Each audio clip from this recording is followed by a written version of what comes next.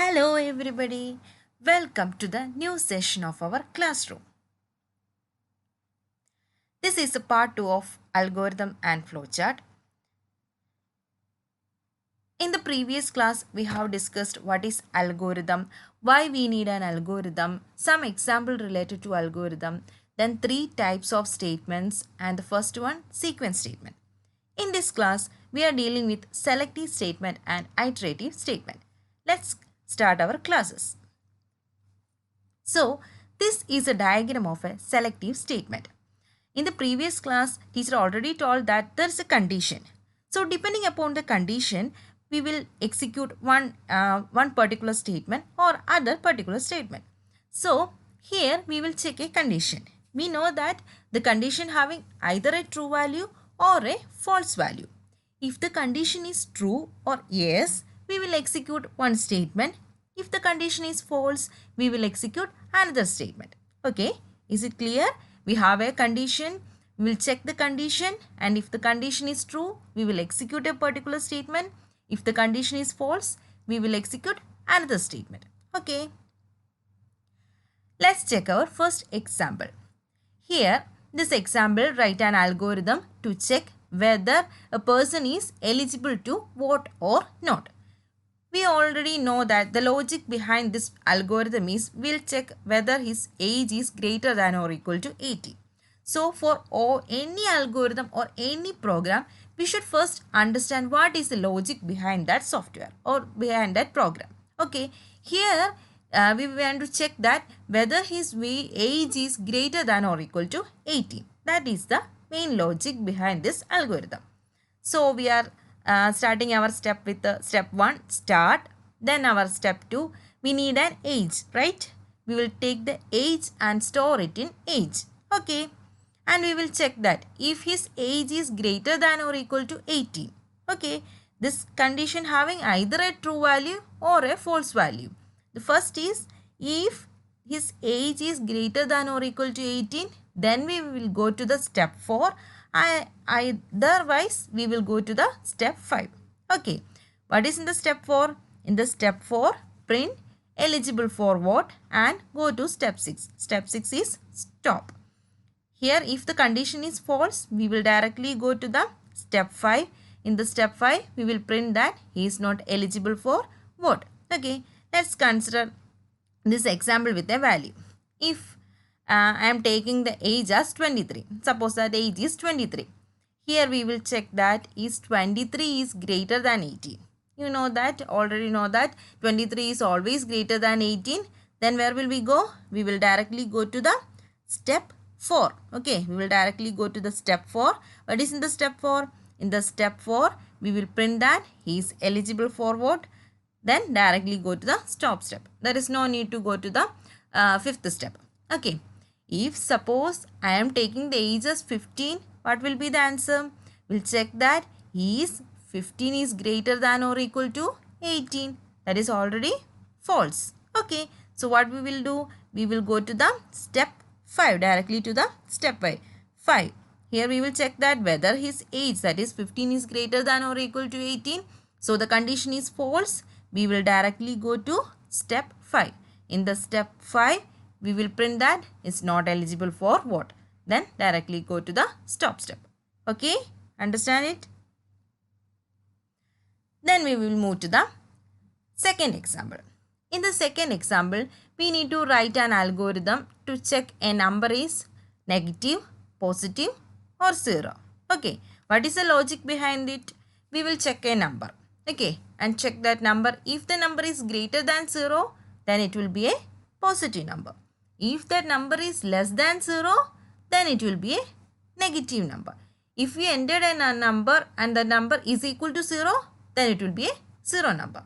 Okay, this is the logic behind it. So here we require a number, right? So in the first step, it's already our start step. Then the second one, take a number and store it in n. We are checking this n, whether the value of n is greater than 0 or less than 0 or equal to 0. Okay. In the step 3, we will check the value of n if n is greater than 0. Then what we will do? We will go to step 5. Okay. Else we will go to step 4. If the condition is true, we will go to step 5 and print the number is positive and directly stop the step. Okay. If the condition is false, what we will do? We will again check that if the number is negative or 0. Okay. We will check that if n is less than 0. If the condition is true, we will go to step 6 and print that the number is negative and then directly go to step 8. If this condition is false, we will directly go to step 7 and print that the given number is 0, then to step 6. Okay, let's consider this example with a number. Okay, I am entering the number 5. Okay, first I enter the number 5. Here in the step 3, we'll check that 5 is greater than 0. Okay, 5 is greater than 0, right? The condition is true. Then what will we do? Then we will move to the step 5. Where is our step 5? Here is a step 5 and we print that the number is positive, right?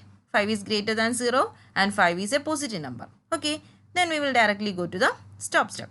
Okay, if I am entering a minus 3, what will we check? We will first check minus 3 is greater than 0. So the condition is false. When the condition becomes false, we will go to step 4. And here we will check minus 3 is less than 0. Yes, the condition is true. Then if the condition is true, what will we do? We will go to step 6 and print that given number is negative. So we know that minus 3 is a negative number. Then directly go to step 8. Okay. Now if suppose I am entering n as 0, we'll check how it will work. Okay. In the step 3, 0 is greater than 0. The condition is false, right? So we will move to the 4th step.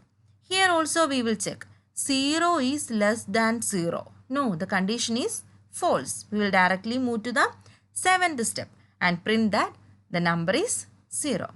Understand?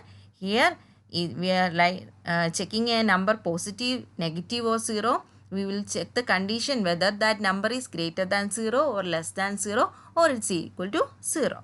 Okay. Now let's move to another example. Here write an algorithm to find biggest of two numbers. Then now tell me how we will check a number is bigger or not.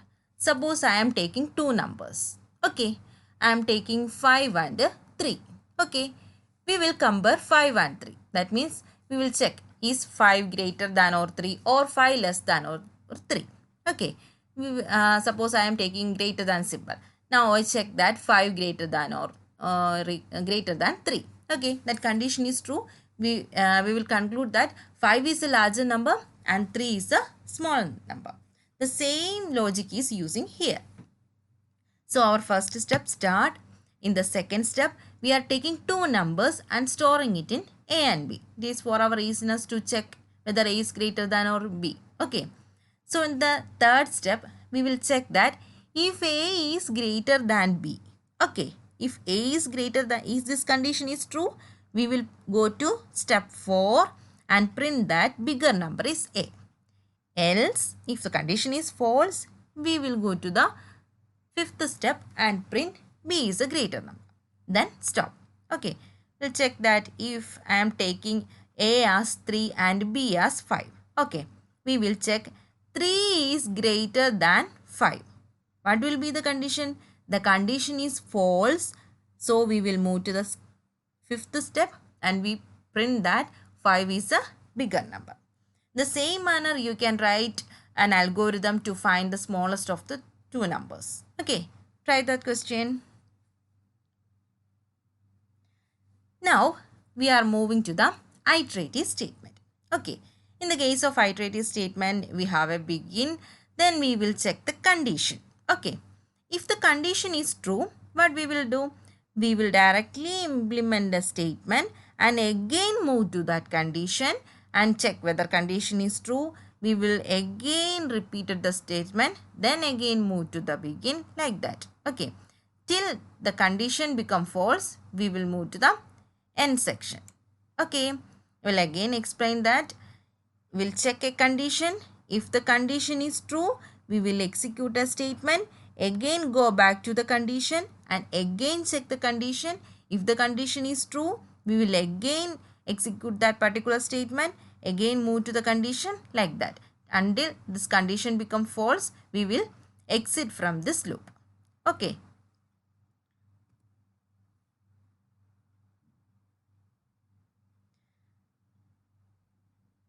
Let's check an example. Write an algorithm to print all natural numbers to n. Okay. Now what is a natural number? Natural number means a number starting from 1 to infinity. Okay. So we require a end number, right? We need to print numbers from 1 to 10. So 10 is our n number. So we require a n number, that is we are taking it as n. Okay. So our first step start. We are taking any number and store it in n. Okay. Now we require a running variable or a running alphabet. And here I am taking I as a running alphabet because I need to continuously printing the numbers. So for continuously printing a number or continuously doing a task, we require a running alphabet. Here I am taking I as my running alphabet and I store 1 in I. Why I am storing 1 instead of 0? Here I am taking the natural number. So the natural numbers are starting from 1. That's why I am storing 1 in I. Now I check the value of I. If I is less than or equal to n, I will print I, then increment I by 1. Then after that go to step 4 again. Till this condition is true, I will execute this 2 step continuously till this become false. Okay, when this condition become false, we will directly move to the stop step. Let's check an example. Initially, I am taking n as 5. Okay, we already know that I is set as 1. We will check that I is less than or equal to n. That is 1 is less than or equal to 5. This condition is true, right? What will we do? We will print I. I am printing 1 here. My I value is 1. So I print 1 here. Now what I do? Increase I by 1. I will increase I by 1. That is current value of I is 1. 1 plus 1 I become 2. Okay. Now what I will do? Go to step 4. Again at the step 4 I will check that I is less than or equal to n. Here now our I value is 2. 2 is less than or equal to 5. Condition is true. What I will do? Print 2. 2 is printed. Then increment I by 1. Now our I is equal to 2 plus 1. Now current I is 2. 2 plus 1 it become 3. Okay. Then what will do? Again go back to step 4. In the step 4 again I check. 3 is less than or equal to 5. Again I am checking whether 3 is less than or equal to 5. Yes, the condition is true. What we will do? Print I. Print 3. Then what will do? Increase I by 1. Now our new I become 3 plus 1, 4. Again go back to 4th step. 4th step I will check 4 is less than or equal to 5. Yes, the condition is true. I will print I. I value is 4. Okay. Then again increase I by 1. I become 4 plus 1 is equal to 5. Okay. Now after that go back to 4th step. Here I again check whether our new value of I, that is 5 is less than or equal to 5. The condition is true. We'll print I. After that again increment I by 1. Okay. Here I become 6. Now I am checking that whether I is less than or equal to n. Whether 6 is less than or equal to 5. Here the condition become false. Then we will directly move to step 8. That means we are stopping here. Now check that by using this technique we can print from 1, 2, 3, 4 and 5. The fifth step is printing I. In each and every step we are printing the value of I by checking the condition. Okay? You understand?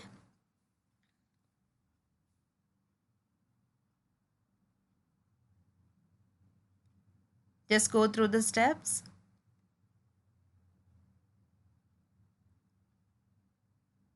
Okay, now move to the next example. Here, write an algorithm to print sum of n numbers. Okay, in the previous case, we are directly printing numbers. Okay, so in each and every step, we need to print the number. But in the case of sum, we are only printing the final answer. Okay, that is the difference between the previous question and this question. Here, we are printing only the final answer, not printing each and every step. Okay.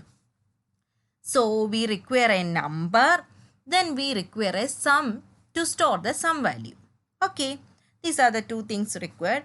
Then we have already told that this is continuously checking and repeating a particular step. So we require a running variable. Okay, these are the conditions required. Now our first step is start. The second step, we are taking any number and store it in n. Then we require a running number. The step 3, store 1 in I and set sum is equal to 0. Okay. Now in the fourth step, we will check the value of I. If I is greater than or equal to n, we will directly go to step 5. Else, we'll go to step 9. Okay. The step 5, sum is equal to sum plus I. Then increment sum. Again, go back to the checking condition. If the condition becomes false, we will go to the step 9. Okay. Now, initially, our conditions are I is equal to 1. I am taking, let n be 5. Sum is equal to 0. Okay.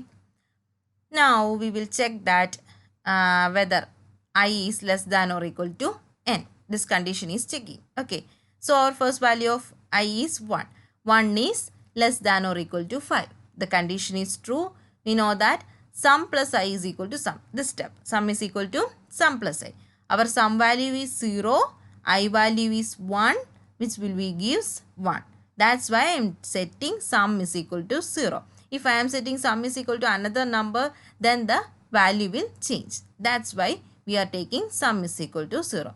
So, this condition, this is a required condition for doing any of the program. So, any condition we find to sum, we will set the sum value as 0. Initial value should be 0.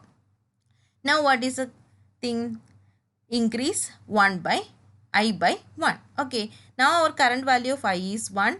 We will increase I by 1. I is equal to I plus 1, which is equal to 1 plus 1 is equal to 2. Now, our new I become 2.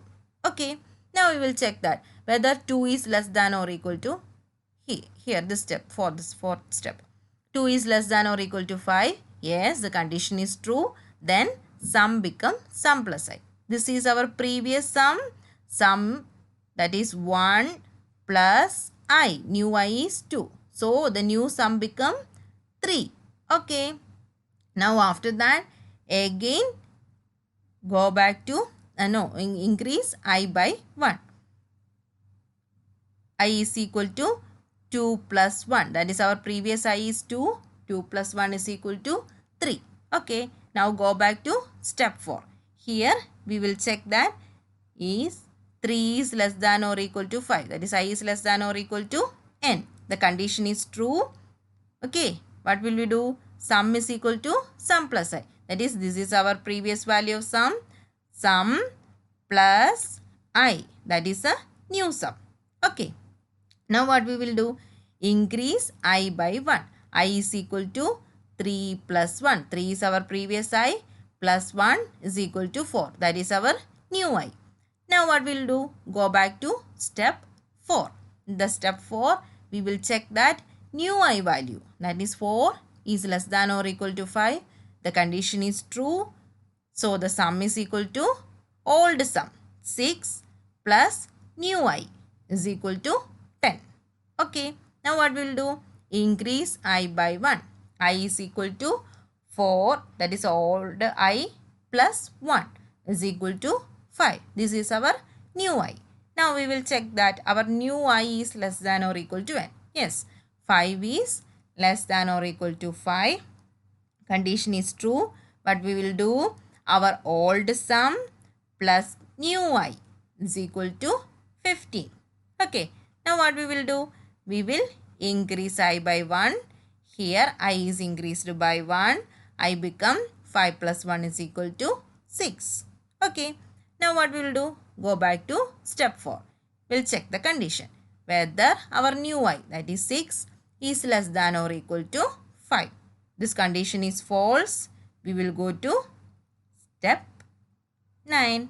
Here we will print this is our final answer. Okay.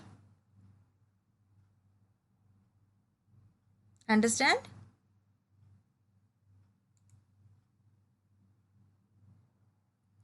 So for any doubts and notes, please mail me at mailmeclassroom@gmail.com. Please subscribe our channel for more videos. If you have any doubt, please contact me. Okay, thank you for watching. Bye bye.